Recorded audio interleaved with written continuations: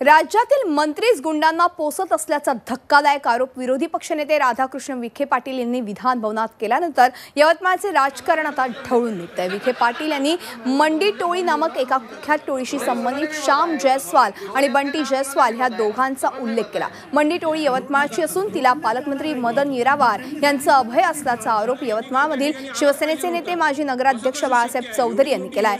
तर भाजप जिल्हाध्यक्षांनी हे सर्व आरोप अमान्य करून रेकॉर्डवर मंडी टोळीच नसल्याचं म्हटलंय। श्याम जयस्वाल हे जिल्हा परिषदेत भाजपचे उपाध्यक्ष आहेत, तर बंटी जयस्वाल भाजपमध्ये नाहीत असं सांगून पालकमंत्री मदन येरावार यांच्या विकास कामांमुळे त्यांना बदनाम केलं जात असल्याचा आरोप भाजपनं केला आहे।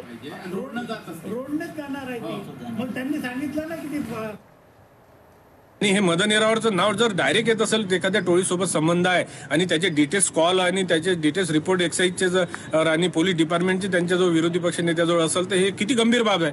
आजपर्यंत या जिल्ह्यात 2 मुख्यमंत्री दिले, अनेक मंत्री दिले, आजपर्यंत असं काही झालं नाही। हा अन्न पुरवठा मंत्री आहे, हा औषध पुरवठा मंत्री आहे, इथं तर गुटख्याचा सर्वात सर्रास व्यापार विदर्भामध्ये होऊन राहिला आहे। हेच तस्कर यांचे आहे, हे बिल्डर लॉबी यांनी नवीन तयार केलेली आहे। असं कसं शक्य आहे? म्हणून माझी मागणी आहे आज की याला पालकमंत्री पदावरून हटवा। अशी कुठलीही मंडी टोळी नावाची रेकॉर्डला अशी कोणती टोळी नाही आहे यवतमाळमध्ये।